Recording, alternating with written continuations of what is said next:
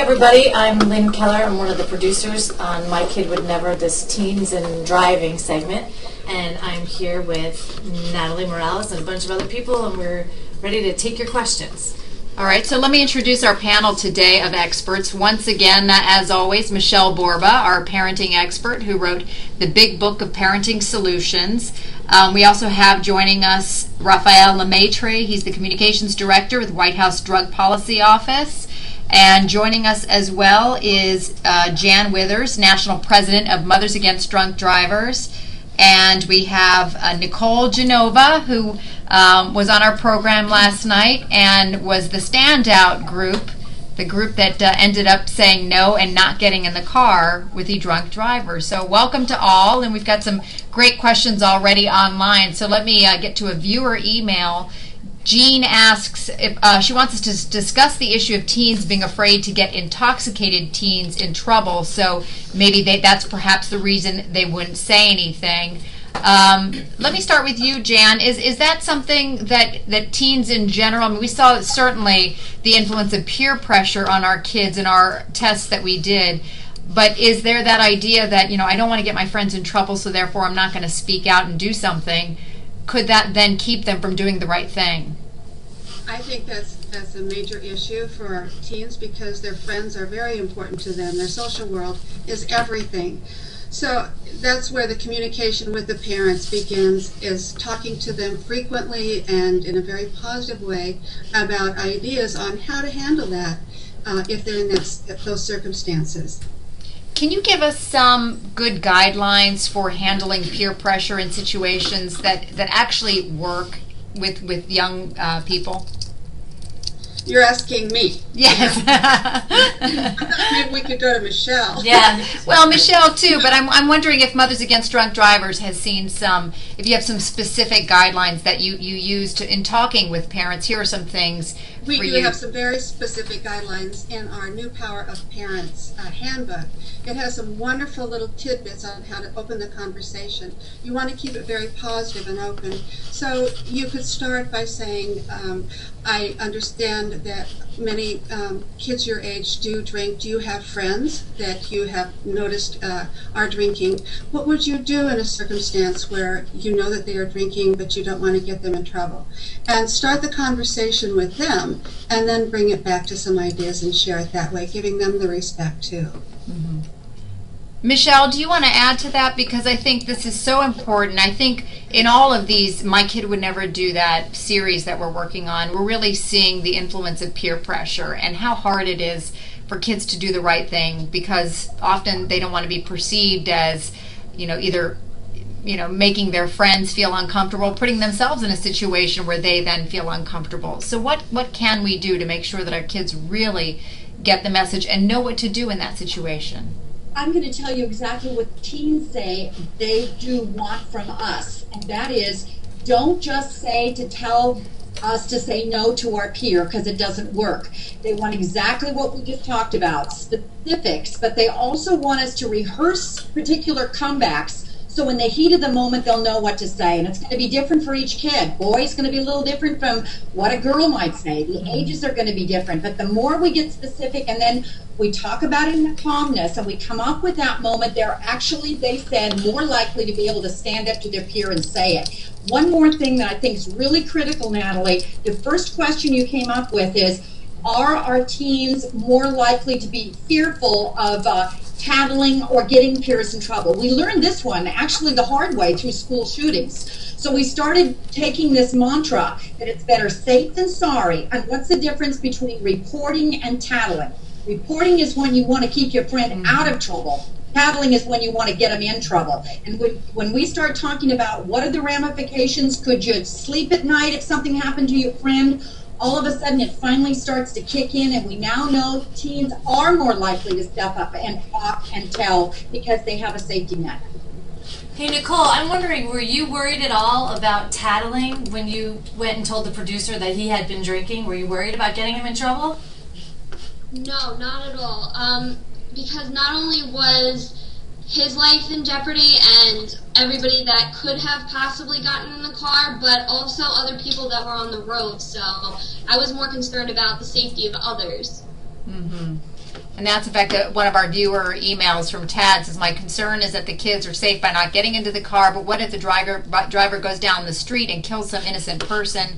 Then what? I would like to have seen or heard Natalie, the kids and parents discuss that. And Raphael, let me bring you in, because certainly all the statistics show that there's an increasing danger with teens on the road, not just with drinking, but also with drugs and the influence of drugs on driving. What is the White House initiative there that you all are launching along with Mothers Against Drunk Drivers? Well, that's exactly right. The good news is that over the past 30 years or so, thanks to folks like Jan and Mothers Against Drunk Driving and through the work of parents and law enforcement, we've been able to make a tremendous difference in terms of reducing the prevalence of drunk driving in America. I can't say enough about public awareness. In the 1950s, there used to be folks kind of joking about how drunk driving was funny, or that people would talk about taking one for the road. That culture has changed dramatically. But the problem now is that we're seeing emerging data showing that drugged driving under the impairment of illegal drugs and legal drugs like prescription drugs, is an increasing problem. In fact, the largest survey on teen drug use in America, done by the National Institutes of Health, reported that 1 in 8 high school seniors had driven under the influence of marijuana. And so it's an emerging problem. It's one that we're now just starting to get a handle on in terms of what the data is showing us. And because of what the data is showing us, it's now one of the top 3 policy priorities for the White House Drug Policy Office in terms of protecting both public health and public safety on the roadways. We have a viewer email from Bill. He writes, there's the question about perceived authority. Would the teens have willfully gotten into the car with an intoxicated driver had the keys not been given to him by an adult? I think that's an interesting question. Lynn, I guess as the producers, we were developing this scenario. I mean, obviously, we had to place the keys for the test to work with the person who was our actor pretending to be drunk or drugged in this case. So, but had there been a thought to perhaps let the kids decide who would be the driver of the group? It wouldn't work in that scenario, right? No, we had to have control over who was going to drive. That was the test. Because the test would have been over. As you saw in the very first drinking and driving group, one of the test kids, she raised her hand. She said, "I'll drive," but we had to ignore her and give it to somebody else. But the thing that I think is that kids will always come up with an excuse as to why they got into the car, and so it could be, well, the adult told me to, or that was my ride, or he's my boyfriend. There's always a reason. So I don't know that the adult giving the keys is any more a factor than so many other things that the kids are faced with. But I guess Jan would know better. Well, what I really wanted to do is, I think that's a very insightful point of view, because I watched all the different groups of kids, and Nicole's group stood out, and because one child decided to say no, then everybody else who was very uncomfortable followed suit, and I commend you just 100%, Nicole. You were wonderful. But I feel like I want to tell everyone in the country to watch this video. I wish we could get this in the hands, what you did last night, in the hands of every single parent in the country, along with Mad's Power of Parents Handbook. My own daughter was 15 when she was killed by a drunk driver because she got in the car with a driver who had been drinking. And so when I watched it last night, I knew that was exactly what had happened. And I just thank you, Natalie, for doing this, for getting this out to the public and making sure that everybody sees it, because it's a powerful, powerful message to everyone that we need to stay on top of. And the key is constant, ongoing communication in a very positive, open, respectful way. And we can't stop communicating that. Or we can't think that my child would never, because my daughter was a good child, very good child, and we did have those discussions. So all of this combined together is really a key, and I commend all of you for it. Thank you, thank you. Oh, thank you. We're so sorry about your daughter. Obviously, our goal is, as we say, is to educate, and we hope that if, as we were talking with our producers this morning, if you save perhaps just one life, one person from making that fatal decision, then we've done a good job. Let me ask Michelle for your parenting expert advice here on how we can really open the discussion up with our teens, because beyond the, don't drive drunk, because kids do hear that over and over again, or don't drive under the influence of drugs. What more can we be doing and saying to make sure that the message really hits home? Natalie, I think the first one is exactly what has just been brought up in that point. The most powerful thing any parent can do right now is sit down and review this tape with their teen, because it opens up a more safe dialogue, and you begin to talk about that's what the other kids do, but now what would you do? What would your friends do? It's a safe way to begin that conversation, and I love that. The second thing is going back to what the research says, which is very, very interesting. Over 1,000 teens were actually asked what would help you be less likely to get in that car. And the fascinating thing is they always say stricter parents.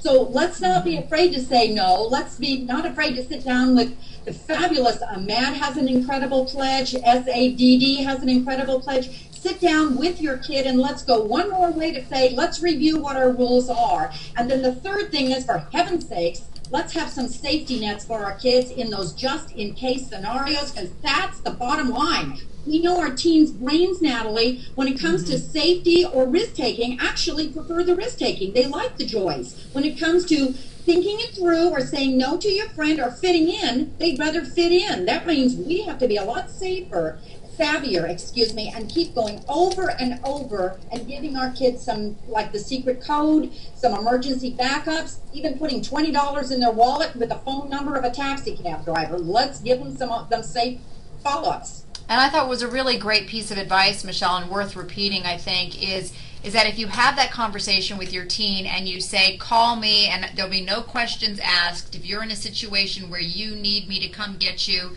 I promise you're not going to get in trouble. And you really have to live up to that as a parent, right? Oh, Natalie, that is such a critical point, because most of the parents said they did have that secret code. Just in case, text 911, or just in case, pick up the phone and say, I think I'm coming down with the flu and I'll pick you up. But what the teens say why they don't call us is they fear the punishment, or they fear, hey, you're not going to follow through on what you said you're going to do. You're going to sit down, you're going to give me that lecture 101. So remember, what you're going to do instead is go pick them up, give them a hug, and say, I am so glad you called. Mm-hmm. I was watching it last night with my 13-year-old son, who he said to me, I don't believe you that you would really say nothing. You would really say nothing if I did pick him up. But we were also watching with another family who had a 17-year-old. In our town, there's a thing called Safe Rides, and I remember we had it growing up too. And kids are more likely to use Safe Rides. I don't know if they have that in your town, Nicole, but then parents don't have to get involved. Someone will come and pick you up, and there really will be no questions asked. Do you have that in your town? No, I don't have that in my town, but I do know that if I was in a situation, I've had that conversation with my mom and my dad as well. Like she said, I did question whether or not they would question me on, whether I would be read the riot act or not, but I know that they would come and pick me up. So would they give you the riot act, do you think? No, I don't think so. I mean, I pretty much trust what they say. I think that they would be more proud that I called them and got a safe ride home. Hey, Leanne, I want to say something on that safe ride. And Nicole, I'm just like hugging you and your parents. But the two most dangerous months are coming up right now. It's prom time and it's grad night time. So if we don't have safe rides in our community, many communities are having older brothers be the one to do the driving that night, older sisters doing the driving that night. If you want to put money into, instead of all the prom dress and the corsage, get a whole bunch of kids to rent the limo together. But let's keep them safe. There's a question on email now, a person asking, what do you say if a friend says they're just buzzed? Who wants to take that one? Michelle, you want to take that? Just buzz means I get to keep the keys. I think that one of the things, I've got 3 sons myself, and one of the things that was glorious is a whole group of parents got together and we reviewed all those terms like Buzz, but we also got delegated kids to be able to say, I will never be in the car. I will always be the one who is the designated driver, and I will stay sober. And it was a pledge. And it was a wonderful thing because as a result of it, the kids all stayed safe, even though you knew there was no guarantee they were going to drink, unfortunately. All the research says that one. But there is a guarantee that peer pressure is going to send them down if we don't give them those options. Hey, Raphael, I'm curious, when you watched the show last night and you saw the girls who had been tested with the driver who said he had smoked pot, and the one girl said, when I think about impaired, I think it's someone who's drinking and driving. Was that surprising to you? It's not surprising given what the data show, that, a lot of kids see this as a harmless endeavor, being, smoking marijuana and driving, unfortunately. But we know that what the science does show is that it impairs cognitive thinking, motor skills, judgment, perception of depth. All of these things are necessary for safe and responsible driving. So, like I said earlier, we've made a lot of progress with drunk driving, and we need to do more, but we also need to transfer that, and parents need to do their part. There's a lot of things that government can do, and sure, those of us at the White House working on this issue are working with states to pass laws. Believe it or not, many states, it's not illegal to have drugs in your system and drive, and so we're working with states to pass those kinds of laws. We're also working to develop screening methodology so that maybe down the line in the future, law enforcement officers will be able to not only give breathalyzer exams, but also be able to test folks to see if they're high on drugs and if they're impaired on drugs. There's a lot of things that federal government can do, but I don't want to beat a dead horse. Parents are always the strongest force in the lives of young people, and that's just not a cliche. It's what the research shows. And so, regardless of what your team might tell you or what they may say in terms of not listening to you, they are listening. And so that's why it's so important that parents come away with this empowered, not disappointed, that they can actually make a difference. I know that MAD has a lot of resources. We have a lot of resources on our website as well, www.theantidrug.com. So, it was surprising, but at the same time, it wasn't surprising. I think that's a very important thing. I want to back up Raphael in that. The statistics say that 74% of our teens say that their parents are the number one influence in their decisions about alcohol. That's a lot, and that number surprised me, and I think parents want to know that because we really do have the power, so we need to take the power and use it for a positive influence. The other thing I want to bring up, though, is that we're talking about drinking and driving and drugs driving, but we really want to give our children a no-use message. We want to be talking about the dangers of alcohol before age 21, the dangers of drugs, because that's a real issue. And when we just talk about drinking and driving, we're kind of sending a mixed message. So we want to be very clear on our message to our children. Nicole, I'm wondering what your friends thought of you last night and what you're hearing. I got a lot of positive feedback. Some of my friends were surprised. Some people would give into the peer pressure, but I definitely got a positive influence from, everybody. So everybody thought I made the right decision. Well, I feel like you did. Obviously, you passed the test. The only group that did. Was it hard in that moment for you to make that decision? Because as we watched the tape, and even watching it again last night, you all walked out toward the car, and there was that moment of hesitation where we were all holding our breath thinking, oh no, this is the group we think might stand a chance. And then, thank goodness, you proved us right in that. Mm-hmm. I do regret walking to the car. I feel like I should have maybe said something sooner. I think there was just so much going on in my head that I was just like, is this really happening? Like, it was one of those situations where it was just like, I have to make a decision now. Like, this could be life or death. So it was definitely a crazy situation. And was it hard in the end for you to speak up? I mean, it seemed like you were very, very adamant right away. I think that once I, realized what I had to do, no, I don't think it was hard to speak up. So the message for kids out there who may think that, oh, it's going to be hard to speak up in front of my friends, or I'm not going to look cool, what do you want to tell them? I would say, be your own person, be a follower. Don't be a follower, be a leader.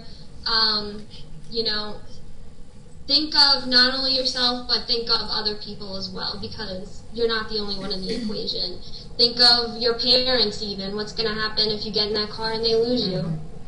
I was thinking that it was lucky for you too that you had Taylor, who also was. Her parents were very strict. She's not even allowed to get in a car with a teen driving, period.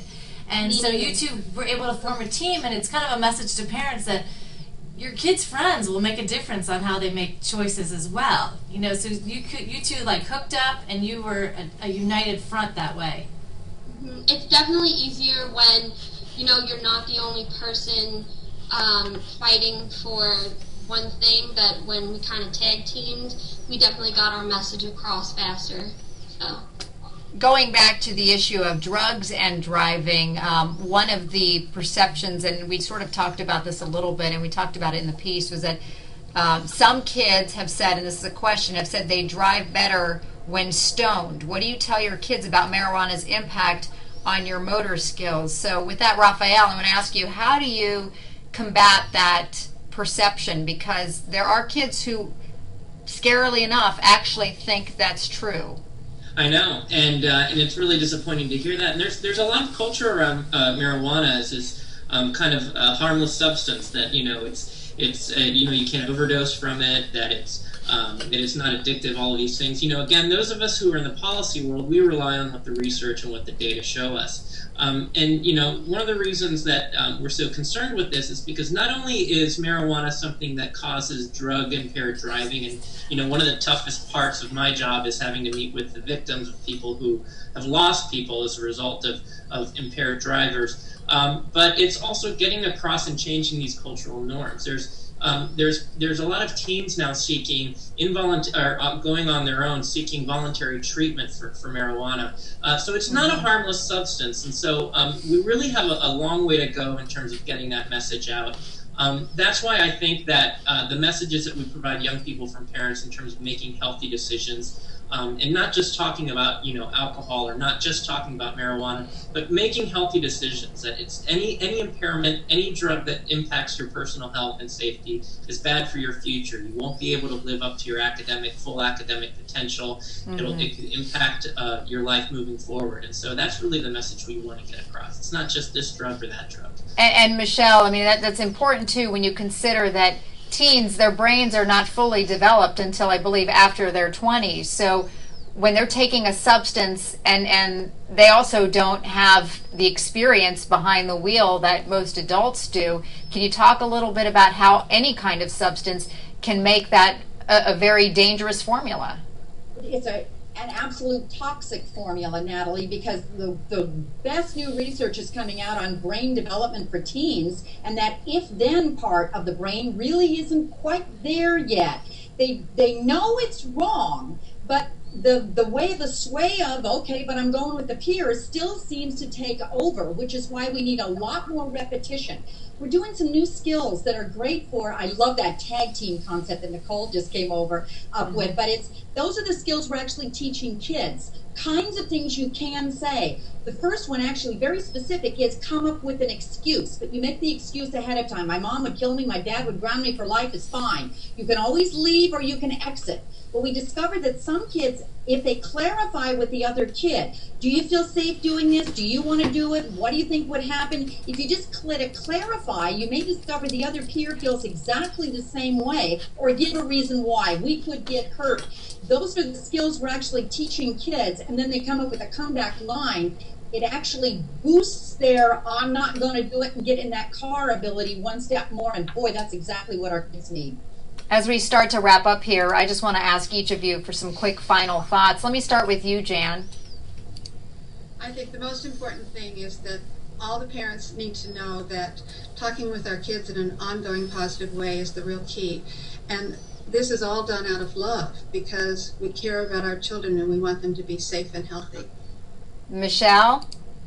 Oh, I'm going to be right there with you, but I also want to remind us all, we are the best firewall to our kids. Kids say, if they know they're being, they're far less likely to get in that car. simplest thing you can do, monitor it. All right. No. Your audio connection, Michelle, is going in and out here. You sound a little like R2D2, so I'm sorry about that. But I think you said parents being the firewall is truly the most important thing that we can do. Nicole, what do you take away from this? Are you glad your mom put you through the test? I'm very glad she put me through the test. I definitely learned some things about myself that maybe I didn't think that I had until, you're put in that situation. But I would just say be the leader and not the follower. Raphael? No, I couldn't emphasize more what everyone said. Parents are the most powerful force in the lives of young people, and don't be afraid of talking to your children about the truth about not just alcohol but drugs. And thanks again for airing this piece. It was very very important. Well, thanks to you and Gil Kerlikowski as well for participating and agreeing to be a part of our program as well. You've got your work cut out for you on the administrative policy side of this. Lynn, as a parent with teens, do you want to add to what you take away from all of this, putting this together? Well, I've learned a lot, and the best part for me has been that it's been an opportunity to talk to all of my kids about all the different topics that we've covered, and it creates sort of this intimate conversation where we can then talk about a lot of other things, and it's really fun for them, and it's really fun for me because the topics are interesting, because there's kids involved and there's cameras involved and there's actors involved, and they love to hear about all these different things, but then they also get to learn about the message, including our next week's topic about cheating, which is an interesting thing because my son was there and he wasn't so sure that he wouldn't have cheated. Yeah, so that's a good tease for next week. So cheating, be sure to stay tuned for that. Again, Dateline, 7 p.m. Eastern Time, and we'll resume our conversation as we have on Mondays. Here again, probably around 2 p.m. We'll let you know, but please join us then online as well, and we'll keep the discussion going. Thanks to all the panelists for participating, and thanks for watching our program last night. Hope it's really been a great lesson and used throughout our country, because it truly is something that I think we all need to learn from. Thank you, guys. Thank you, Natalie. Bye.